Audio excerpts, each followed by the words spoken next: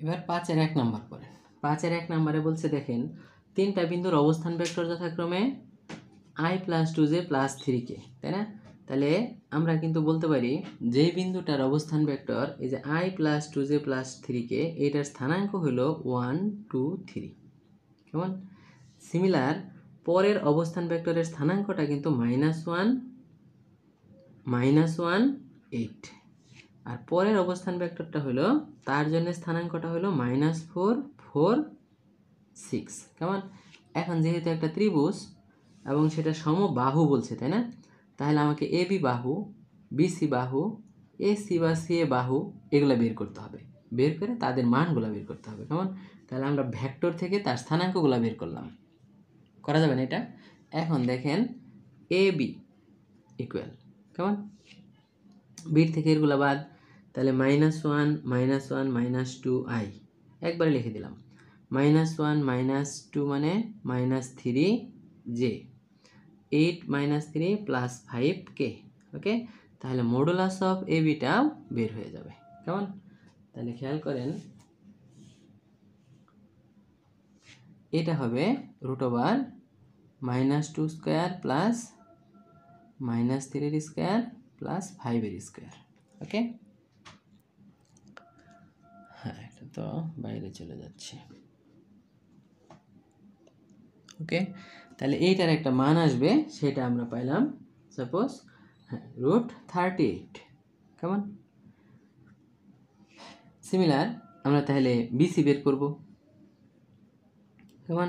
তাহলে সি এর থেকে বিরগুলো বাদ দিব, -3i, এটা থেকে এটা বাদ দিলে +5j, এটা থেকে এটা বাদ দিলে -2k।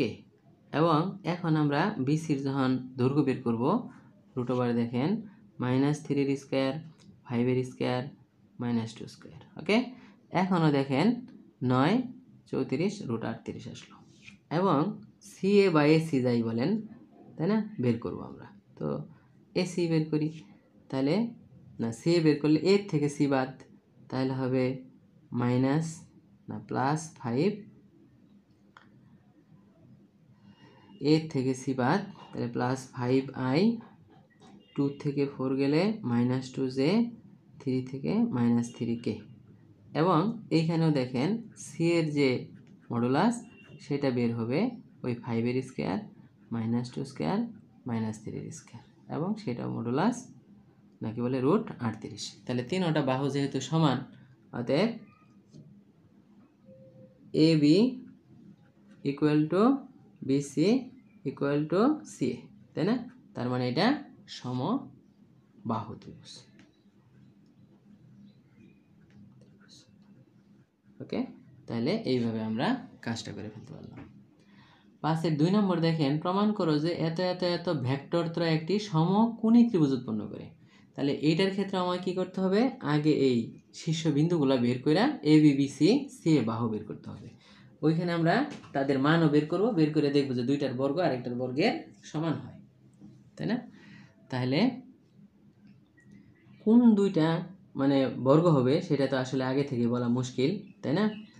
সো আমরা মোটামুটি আঁকাই নিলাম আর কি একটা।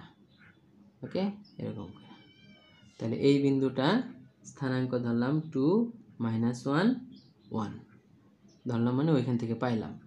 বি বিন্দু ভেক্টর যখন i -3j -5k, আমরা যদি স্থানাঙ্ক থেকে অবস্থান ভেক্টর বের করতে পারি, তাহলে অবস্থান ভেক্টর থেকে অবশ্যই তার স্থানাঙ্ক বের করতে পারি, তাই না? তাহলে সি বিন্দু 3 -4 -4। ওকে, তাহলে আপনি একই স্টাইলে এবি বের করবেন, এবির মান, বিসি বিসির মান, সিএ সি এর মান। এখানে যেমন 3টা সমান আসছিল, ওইখানে একটা বড় আসবে আর 2টা ছোট আসবে। ওই ছোট দুইটার বর্গের সমষ্টি বড়টার সমান হলে আমরা বলবো সমকোণী। পারবো না? আশা করি। 5-এর 3 নাম্বার দেখেন, দেখাও যে এই ভেক্টরগুলি একটি সমকোণী ত্রিভুজ উৎপন্ন করে। তাহলে তো কাহিনী একই হইলো।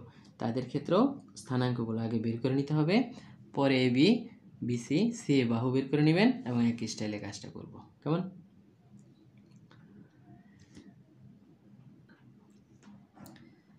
এবার 6-এর 1 দেখেন, পি এবং কিউ হইলে পি ও কিউ এর লব্ধি ভেক্টরের সমান্তরাল একক ভেক্টর। তো লব্ধি ভেক্টর তো আমরা চিনি, দুটো যোগ করতে হয়, তাই না?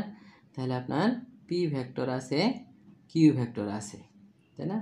তাহলে P equal 3i plus 2j minus 2k আর Q equal minus i plus J minus 4k। Okay, তাহলে পি প্লাস কিউ করতে হবে আমার লব্ধি ভেক্টর। তাহলে এই দুইটা যোগ করলে হবে 2i, এই দুইটা করলে হবে 3j আর এই দুইটা থেকে মাইনাস 6k। এবং এই লব্ধি ভেক্টরের কি চাইছে? একক ভেক্টর, সমান্তরাল একক ভেক্টর, তাই না?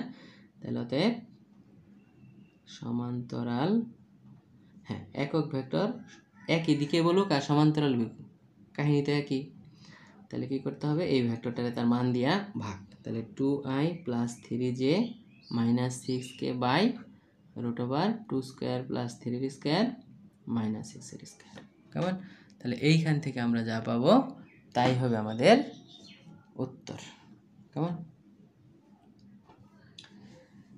6 আর 2 দেখেন একই স্টাইলের কথা। পি কিউ দুইটা বিন্দু আছে, পি কিউ ভেক্টর নির্ণয় করো। তাহলে কিউ থেকে পির গুলা বাদ দিলেই তো পি কিউ বেরিয়ে পড়বো এবং তার সমান্তরাল একক ভেক্টর, ওই ভেক্টরটাকে তার মান দিয়া ভাগ করে দিব, শেষ। 3 নাম্বার ইউ আছে ভি আছে, ইউ এবং ভি এর লব্ধি ভেক্টরের সমান্তরাল, তার মানে যে এরকম ইউ আর ভি যোগ করব তারপরে একক ভেক্টর বের করব। 4 নাম্বার দেখেন এই ভেক্টরটি সমান্তরাল একটি একক ভেক্টর নির্ণয় করো। তো ভেক্টর তো দেওয়াই আছে, তারে খালি তার মান দিয়ে ভাগ করলে সমান্তরাল একক ভেক্টর। তাহলে 6 এর গোলা কিন্তু সব সমান্তরাল একক ভেক্টরের অঙ্ক হয়ে গেল। 5 এর গোলা কিসের অঙ্ক ছিল? 3টা বাহু দিয়া, তাই না? এরকম স্থানাঙ্ক বের করে 3টা বাহু বের করতে হয়েছে এগুলা।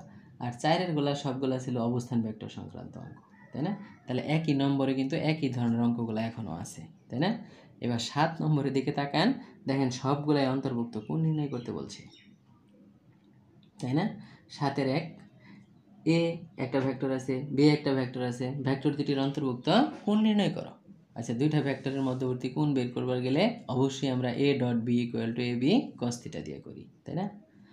বাকিগুলো একটু পড়ে দেখেন, পরেরটাও বলছে এ বি হইলে এ ভেক্টর বি এর মধ্যবর্তী কোণ নির্ণয় করো।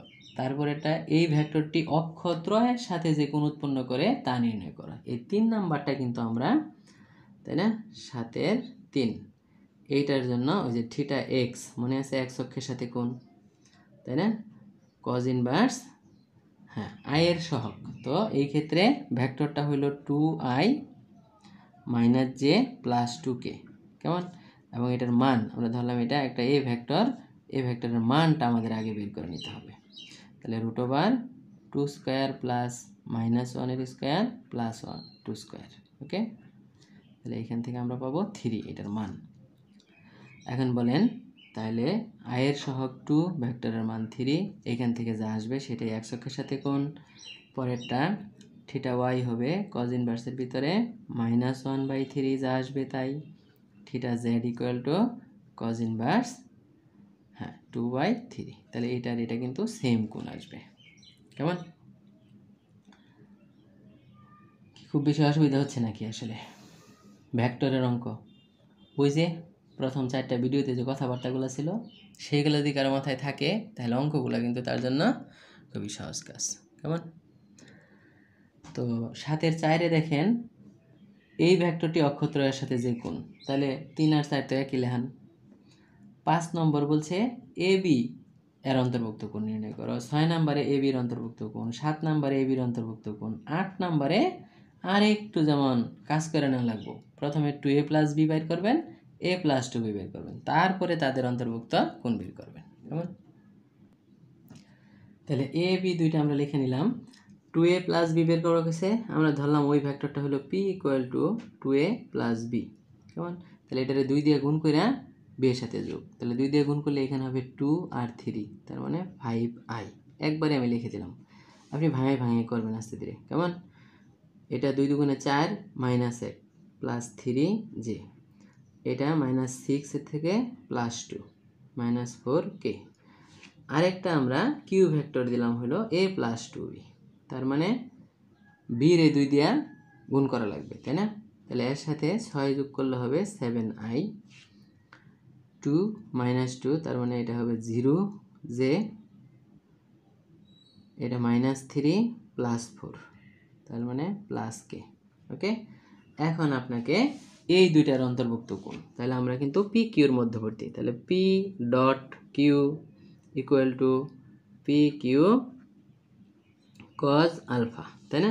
ডট গুণফলের মান কিন্তু আমরা বের করতে পারি 5 সাথে 35, এটা তো 0 হয়ে যাবে, মাইনাস হলো 4 ইকুয়াল টু পি এর মান রুট ওভার বলেন 5 এর স্কোয়ার প্লাস 3 এর স্কোয়ার প্লাস মাইনাস 4 এর স্কোয়ার, কিউর মান তাই না 7 এর স্কোয়ার 0 এর স্কোয়ার 1 এর স্কোয়ার, এটা না লিখলেও চলতো, এবং কজ আলফা শেষে, তাই না, বা কস থিটা, সেটা থিটাই ধরি, পি কিউ কস থিটা।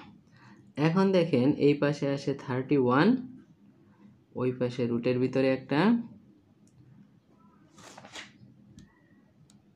তাহলে খেয়াল করেন এইখান থেকে আমরা ফাইনালি থিটার একটা মান পাই ফেলবো, কেমন? তাহলে এর চাইতে বড় মধ্যবর্তী কোণের তো আর অঙ্ক হয় না, কেমন? তাহলে এটাই যেহেতু পারে ফেলছি, বাকিগুলো আমরা পারবো। এরপরেও আরও 12 পর্যন্ত আছে, এবং দেখেন ওই 9 নম্বরে এ বির অন্তর্ভুক্ত কোণ, 10 নম্বরে মধ্যবর্তী কোণ, 11 নম্বরে ওই দুইটার মধ্যবর্তী কোণ, 12 নম্বরেও দুইটার মধ্যবর্তী কোণ বের করা গেছে। এতগুলো অঙ্ক একই রকমের দেওয়ার কি অর্থ আল্লাহ জানে, কেমন? এরপরে 8 এর 1, ওকে,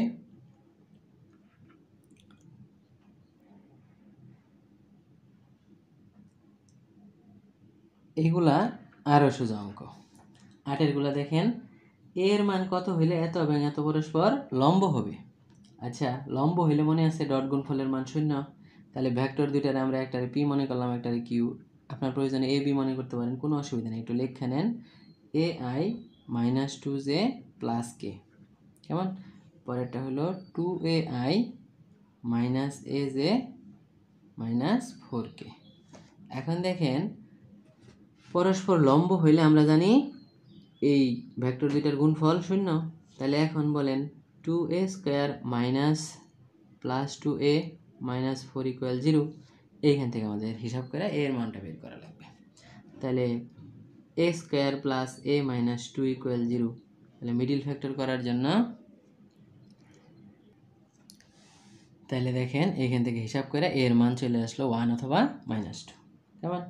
তাহলে এইখানকার 8 নম্বরের 2 নম্বরে দেখেন ভেক্টর দুটি পরস্পর লম্ব হলে ল্যামডার মান নির্ণয় করো। পরে বলছে দেখাও যে এরা ভেক্টর দুটি পরস্পর লম্ব, তাহলে আপনি ডট গুণ এ ডট বি বাইর করে দেখবেন 0 হয়ে বসছে 3 নাম্বারটা, তাই না? A dot B equal to, ওইখানে দেখেন সহগগুলো হলো 9 আর 4, 4 9 36, পরে -6, পরে -30, 0, তাহলে যেহেতু ডট গুণফল 0, তাহলে তারা পরস্পর লম্ব বলা যাবে না। তারপরে একটা লম্ব লম্ব লম্ব, এর মান কত হইলে লম্ব, তাই না? ভেক্টর যেটা লম্ব, সব একই লেহান কাজ, কেমন? তাহলে আমরা 8 পর্যন্ত করে ফেলবো, কিন্তু সব অঙ্ক আপনাকে একবার করতে হবে, একবার না করলে আত্মবিশ্বাসটা কেমন পাবো না। ধন্যবাদ।